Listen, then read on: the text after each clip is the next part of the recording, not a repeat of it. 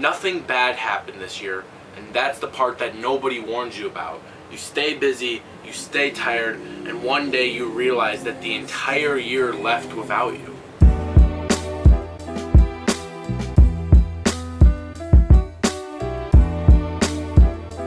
People kept asking me how my year went, and honestly, I've just been saying it was a lot, because saying anything more than that would just feel fake. 2025 didn't feel special while it was happening. It was tiring, it was busy, it was juggling way too many things and never feeling quite fully present while doing so.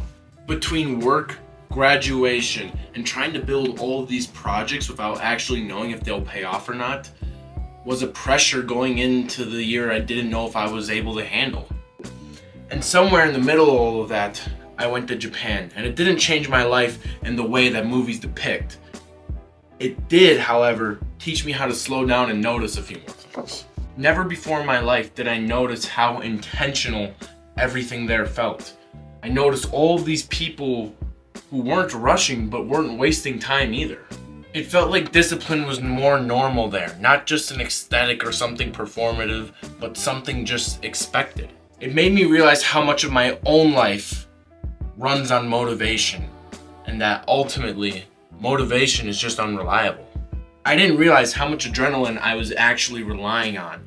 Deadlines used to push me and pressure used to motivate me, and nowadays it's so loud that I can't even concentrate. This entire year has forced me to confront the quieter parts of effort, the days where there is no urgency and ultimately there is no reward.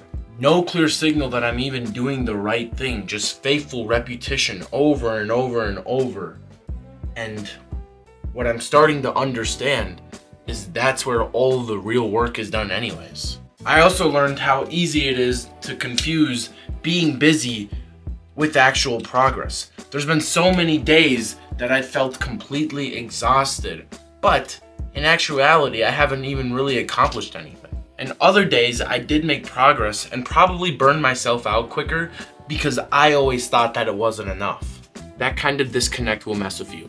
It makes you question whether your patience is discipline or just procrastination dressed up as responsibility. Looking back on the year, I don't think I failed at balance, but I do think I misunderstood it. Balance isn't equal splits. It's intentional, rational trade-offs. And sometimes that means accepting something you care about will move slower than you want, while something you don't really care about will take way more time and energy than it deserves. This year was mostly about learning how little energy you actually have and how careful you need to be with it. I learned that balance isn't something you need to figure out.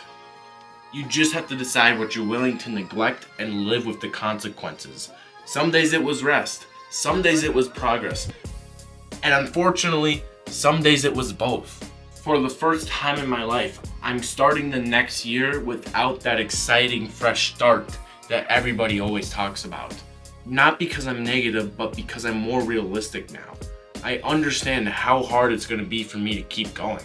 For the first time in a long time, I have to wake up every day without having an end date set for something. Just stuck in that same repetition, boring every single day, and doing the work that doesn't really give feedback, and continuing what I've started long after the novelty wears off. But on a hopeful note, I don't feel lost now. If anything, I feel more aware than ever. I know what it's going to take, and still I'm choosing to sign up for it. So I'm going into 2026 and I'm not setting some big narrative for myself. I don't need a theme. I don't need some big breakthrough year. I just need fewer excuses than I had last year. And I know what to avoid now. I know where I waste time, and I know which days slip because I let them. And that kind of awareness doesn't necessarily feel good, but it's useful. And I used to think progress would feel obvious, momentum you could point to. But most of it is invisible. It looks the same from the outside. Same routine, same doubts, same effort. The only difference is whether you show up anyways. So that's the plan. Not discipline as an aesthetic, not hustle as an identity, just doing the work I said mattered, even when nobody's watching, and especially when nobody's watching. I don't feel ahead. I don't feel behind. I feel present. And for right now, that's enough to keep me going.